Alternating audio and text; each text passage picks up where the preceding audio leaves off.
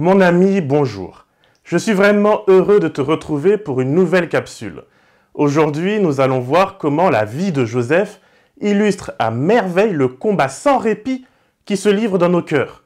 Ce combat n'est pas contre la chair et le sang, mais contre les influences spirituelles que tout oppose. Cette lutte pour nos cœurs décidera de qui portera l'image de Dieu et recevra son sceau, et de celui qui portera l'image de la bête et portera sa marque.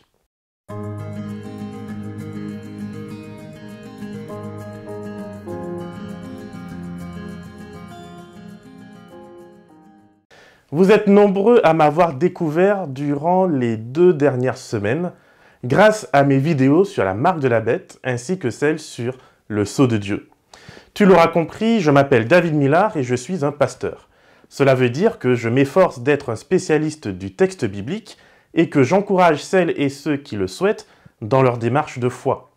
Concrètement, en plus des traditionnelles cérémonies de baptême, mariage, enterrement, j'accompagne ceux et celles qui passent par des moments de vie difficiles et je forme les croyants par des cours bibliques. J'ai créé cette chaîne avec pour objectif de te proposer chaque semaine une réflexion biblique afin de t'aider à tomber amoureux, comme moi, non seulement du texte biblique, mais surtout du Dieu si bon qui l'a inspiré. Si j'espère une chose, c'est que ces séries d'études t'aideront à grandir dans ta foi et te fortifieront. Si tu apprécies ces réflexions, alors surtout, n'hésite pas à les partager autour de toi. En ce moment, je te propose de voir comment la Bible nous rassure sur notre passé, notre présent et notre avenir. Tout cela afin que nous puissions vivre sereinement dans la paix et dans la tranquillité. C'est justement ce que nous raconte la merveilleuse histoire de Joseph. J'aime vraiment beaucoup la Bible. Les histoires et les témoignages qu'elle raconte me parlent d'un Dieu créateur qui m'aime et qui m'accompagne. Mais des fois, c'est pas comme je veux. Et pour Joseph, on peut vraiment dire qu'il en a bavé le pauvre. Je vais te parler un peu de son passé. Déjà, il faut savoir que Joseph provient d'une famille fortement dysfonctionnelle, probablement la plus dysfonctionnelle de toute la Bible. J'ai eu l'occasion de te parler de son arrière-grand-père, Abraham, dans des vidéos précédentes sur l'alliance que tu peux aller voir. Abraham, le père de la foi, le grand homme, aussi appelé un prophète par Dieu lui-même, a eu un parcours de foi avec des hauts et des bas. Dans les hauts d'Abraham, il y a la confiance de quitter la protection de sa famille et de s'aventurer là où Dieu le guide. Il y a aussi l'intercession de Sodome, un moment qui a été très révélateur pour moi. Dieu ne demande pas des gens qui courbent la tête et qui sont des oui-oui. Il cherche plutôt des gens sincères qui osent le questionner. Dieu n'est pas susceptible et il ne fuit pas les interrogations sur son caractère. Ce passage m'a conforté dans l'idée que quand je ne comprends pas ou quand je ne suis pas d'accord, alors j'ai le droit de le dire à Dieu. Cela a été pour moi quelque chose de vraiment libérateur. Mais Abraham, c'est aussi des bas.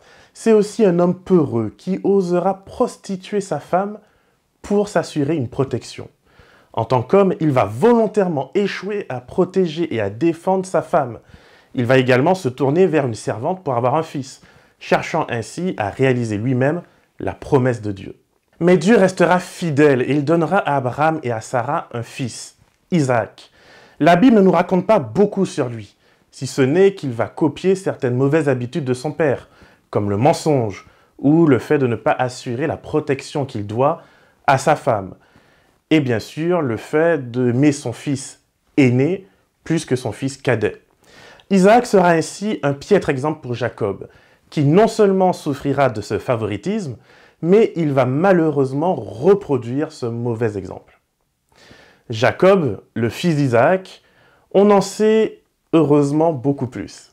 Son histoire part très rapidement dans tous les sens. Il est impliqué dans différentes manigances, que ce soit avec son père, avec son beau-père, et semble-t-il avec tous ceux qui ont la malchance de croiser son chemin ou le chemin de ses enfants. Si tu y as un peu de temps, je te conseille d'aller lire Genèse chapitres 29 et 30. Il s'agit pour moi de quelques-uns des plus grands mangez-cochons de la Bible. La famille de Jacob fait bien mieux qu'amour, gloire et beauté.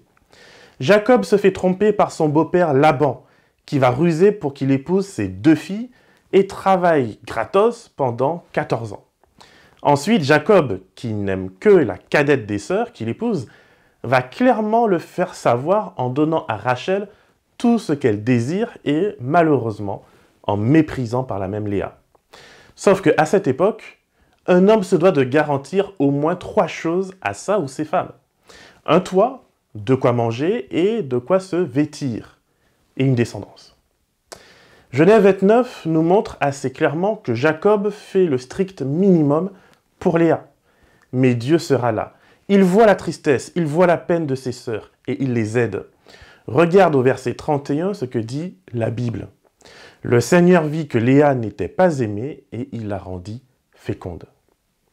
Mais quelle merveille que même dans les manger cochons familiaux les plus graves, même dans les difficultés, Dieu voit, Dieu entend et Dieu répond. Mais au lieu de se souder autour de leur espérance en Dieu, ses sœurs utilisent les bénédictions divines pour se faire la guerre. Léa va remercier Dieu en donnant des noms à ses fils qui franchement me brisent le cœur.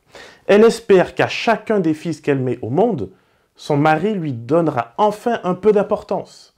Ruben signifie regarder un fils, Siméon signifie entendu et Lévi signifie attaché, car elle espère ces choses de son mari.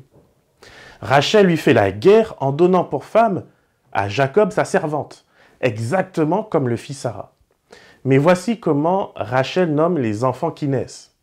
Le premier, Dan, signifie juge, car Rachel est persuadée qu'avoir des enfants grâce à sa servante est un jugement de Dieu contre sa sœur. Pour le deuxième, elle dira « J'ai livré un combat surhumain contre ma sœur et je l'ai emporté. » Bref, voici un peu l'ambiance dans laquelle Joseph va naître et grandir. Lorsque sa mère Rachel décède en donnant naissance à son petit frère, son père va insulter Léa en restant dans la tente de Bila, la servante de Rachel et la concubine de Jacob. Alors, probablement que excédé par le manque d'amour que Jacob manifeste envers sa mère, et surtout parce que c'est considéré à l'époque comme une insulte, je parle ici du fait qu'un mari passe plus de temps avec une concubine qu'avec une épouse, et en plus la première épouse, alors Ruben ira violer Bila pour la déshonorer. Voilà comment la méchanceté, la haine ronge les cœurs. Mais Jacob, malheureusement, persiste et signe. Il donne ouvertement plus d'importance à Joseph, à Benjamin et à tout ce qui lui rappelle Rachel qu'à ses autres fils. Alors, entre les doux rêves de Joseph et une tunique multicolore offerte par Jacob et qui lui donne la place de premier parmi ses frères, les enfants de Léa se laissent consumer par cette haine, par cette tristesse, par la colère, par l'humiliation. Ils décident dans leur cœur de détruire Joseph, de lui faire payer l'injustice de leur père. Ici, ses frères se laissent pleinement consumer par l'esprit de la bête. Ils mordent Joseph en le faisant disparaître, sans imaginer qu'ils signent par là même leur propre destruction. Tu vois, même au sein d'une famille, même au sein d'une église, on peut vouloir la mort de l'autre. On peut vouloir le faire disparaître. La jalousie est un poison qui nous pousse à commettre des atrocités. Joseph va donc se retrouver en Égypte. D'homme libre et favori de son père, il se retrouve esclave d'un ministre de Pharaon. L'esclavage au temps de la Bible désigne la personne qui est liée par contrat et qui n'a pas la liberté de gagner sa vie comme il ou elle le souhaite. Il y a généralement 2 types d'esclaves. Les pires sont ceux qui n'ont pas beaucoup d'instruction. Ils se retrouvent généralement dans les champs, dans les mines, dans des endroits où le travail est très dur et où l'espérance de vie est très faible. Et puis de l'autre côté, il y a ceux qui sont bien mieux lotis, bien mieux traités. Ce sont les esclaves avec un minimum d'instruction, à qui l'on peut confier des tâches plus complexes. Joseph se retrouve intendant de la maison de Potiphar. Cela signifie qu'il avait reçu une bonne instruction dans sa famille. Comme quoi, on peut être berger et nomade, mais cela ne signifie pas que l'on soit un barbare. De la même manière, l'instruction n'a pas épargné la haine de ses frères. On pourrait dire qu'après le choc et l'horreur d'avoir non seulement perdu sa famille, mais également de se retrouver en galère grave, Joseph trouve une famille d'adoption chez Potiphar. Malheureusement, encore une fois, le bonheur dans cette nouvelle famille ne sera que de courte durée. La femme de Potiphar veut elle aussi mordre Joseph, évidemment à sa manière. Elle veut mettre cet esclave dans son lit. Dans l'Antiquité, beaucoup considèrent que des rapports sexuels avec un esclave, ce n'est pas de l'adultère. Un esclave étant davantage un outil qu'un être humain, les riches matrones n'hésitaient pas à se faire plaisir. C'est beaucoup plus tardif, je sais, mais dans la Rome antique, on a retrouvé des traces d'un commerce d'esclaves particulier. Il y avait une forte demande, paraît-il, pour des hommes bien et largement montés, pouvant consoler les nobles romaines dans leur solitude et leur frustration. Pour les moins riches, il y avait pour consolation des objets un peu pointus. Comme quoi, il n'y a rien de nouveau sous le soleil. Et ces pratiques, on les retrouve dans d'autres cultures, et y compris en Égypte. Bref, Joseph pouvait se dire que ce n'était pas grave. Après tout, beaucoup le font. Tant que leur affaire reste discrète, personne ne viendra les embêter. Lorsqu'on a été blessé et que des personnes ont abusé de notre gentillesse, on a souvent la tentation de vouloir rendre la pareille, de profiter des situations et des gens dont on pourrait, à son tour, soi-même abuser. Et c'est là qu'il y a pour moi une clé spirituelle importante à cette histoire. Soyons francs, il y a dans l'Église beaucoup de personnes amères et jalouses qui sont prêtes à traiter leurs prochains comme les fils de Léa le firent avec Joseph. Et je suis sûr qu'ils ont eu et qu'ils ont encore leur raison. Joseph me donne l'impression d'avoir été un garçon un peu arrogant. Le traitement de faveur de son père n'a rien arrangé. Mais là où ces garçons se laissent consumer par leur jalousie et leur haine, Joseph, lui, va choisir de se laisser transformer par l'esprit d'intégrité de Dieu. Joseph va choisir de ne pas transmettre aux autres le mal qu'il reçoit. Le voilà donc à présent dans le monde, cet endroit que nous aimons dénigrer, cet endroit qui est censé être tellement pire que l'Église. Pourtant, que ce soit dans sa famille ou dans le monde, l'expérience que Joseph fera de cette Égypte ne sera pas pire ou mieux que celle qu'on a dans l'Église. Là aussi, il va rencontrer des personnes honnêtes et bonnes, mais aussi des personnes malveillantes. C'est son intégrité qui fera la différence. C'est cette intégrité qui lui permettra d'être en bénédiction pour sa famille, pour son Église, mais aussi pour le monde entier. Bien sûr, je pense que Joseph aurait préféré rester auprès de son père, comme nous aurions probablement préféré que Jésus soit déjà revenu et que nous puissions vivre dans ce royaume des cieux où il n'y aura plus ni mal ni souffrance. Mais que faire quand ce n'est pas le cas? Vais-je passer mon temps à me plaindre et à remettre à autrui l'amertume, ou vais-je donner à Dieu ce qui lui appartient, l'amour, tout en rendant à César ce qui lui revient également, ma fidélité? Joseph, qui vient d'une longue ligne de personnes libres et indépendantes, va accepter de se soumettre au pouvoir égyptien, sans pour autant perdre ses valeurs. Voici vraiment, je pense, l'élément que nous avons du mal à comprendre. Dès que nous parlons du monde, dès que nous parlons de l'Égypte ou de Rome, nous voyons partout que des compromis. Nous ne comprenons pas que la véritable fidélité envers Dieu est avant tout celle qui réside dans le cœur, dans les valeurs que nous incarnons et que nous faisons vivre. Ce n'est pas de parler bien, il faut vivre en cohérence avec le caractère du Christ. C'est la seule chose qui nous libère vraiment, puisque nous pouvons être libres ou esclaves, heureux ou malheureux, riches ou pauvres, qu'importe. Si nous avons le Christ dans notre vie, si nous vivons les valeurs divines, alors rien ni personne ne pourra nous voler notre intégrité. Personne ne pourra nous voler le plan de Dieu pour nous.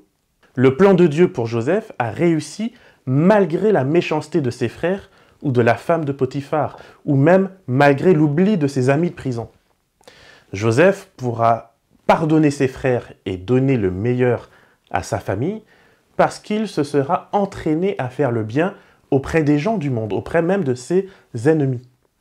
Je vois pas mal de chrétiens qui vivent la semaine une vie selon les valeurs du monde, marquée par l'égoïsme, la violence, bien sûr que l'on justifie toujours par des « il faut se faire respecter, il ne faut pas se laisser marcher dessus ».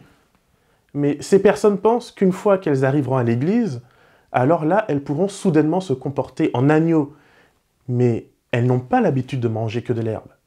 Ce n'est donc pas naturel pour elles. Elles ont gardé le goût du sang. Et il n'y a rien de plus fort que le naturel. Il finit toujours par revenir au galop. Tu vois, bien qu'il soit un esclave, au bas de l'échelle sociale, dans un monde païen qui ne le respecte pas, bien que sa propre famille ne l'ait pas respecté, Joseph réussit à se comporter en tant qu'enfant de Dieu partout où il va. Il conserve le sceau de Dieu non pas parce qu'il réussit à éliminer de sa vie toutes les musiques du monde ou toutes les fréquentations du monde ou parce qu'il devient parfait. Non, jusqu'à la fin, il aura ses défauts. Il n'est pas paumé quelque part dans sa grotte pour fuir les autres.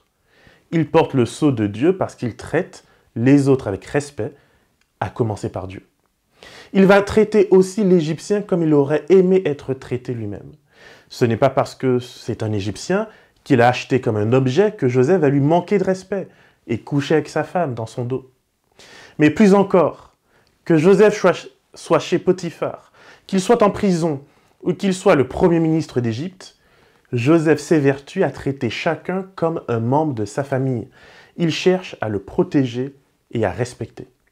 Le texte nous dit que les Égyptiens auront même du respect, de la considération pour lui. Et ultimement, Joseph gagnera aussi la considération de ses frères. La famille est un lieu privilégié où chacun devrait être considéré, valorisé et respecté. C'est là qu'on apprend à traiter les autres dignement. Même face à des monstres, l'enfant de Dieu se montre intraitable. Il va se comporter avec respect et dignité, sans chercher à rendre le mal pour le mal. C'est également le sens de l'appel de Paul qu'il fera, en tout cas, aux Éphésiens dans sa lettre, particulièrement les 2 derniers chapitres. Il invitera les uns et les autres au respect et à la soumission mutuelle, que ce soit dans la société ou dans la famille, que ce soit un maître ou un esclave, un serviteur, un employé. Peut-être que, comme Joseph, tu as une famille dysfonctionnelle. Une famille où l'on se vend les uns les autres, tantôt pour des faveurs sexuelles, tantôt pour des faveurs matérielles, ou tout simplement parce qu'on ne se supporte pas les uns les autres. Peut-être qu'il y a malheureusement des bêtes mordantes dans nos familles. Peut-être même que nous sommes nous-mêmes une bête mordante. Mais tant qu'il y a de la vie, tant que l'Esprit de Dieu parle à nos cœurs, alors il n'est pas trop tard. Nous pouvons être un Judas invitant à vendre Joseph et couchant avec sa propre belle-fille. Cela n'empêchera pas Dieu de le choisir comme un ancêtre pour Jésus. La repentance et des miracles. Quelle que soit la situation aujourd'hui, il n'existe qu'une seule personne qui peut empêcher Dieu de te transformer. Cette personne, c'est toi. Autrement, fais-lui confiance au milieu de tes détresses, de tes trahisons et de tes rejets. Dieu, lui, ne t'abandonnera jamais. Comme Joseph, il peut t'aider à réparer ta famille, à créer un pont vers le monde afin d'en sauver le plus grand nombre. Et si tu fais partie de ces quelques personnes qui ont la bénédiction d'avoir une famille fonctionnelle, prie pour elle, protège-la et prie pour que Dieu t'aide à en faire profiter celles et ceux par laquelle ils trouveront du repos. C'est en cultivant ensemble l'image de Dieu en nous que nous serons fidèles dans les petites comme dans les grandes choses et que nous serons en bénédiction pour de nombreuses personnes. Que le Seigneur te garde et te bénisse et qu'il fasse de toi une source de repos et de bénédiction pour l'éternité.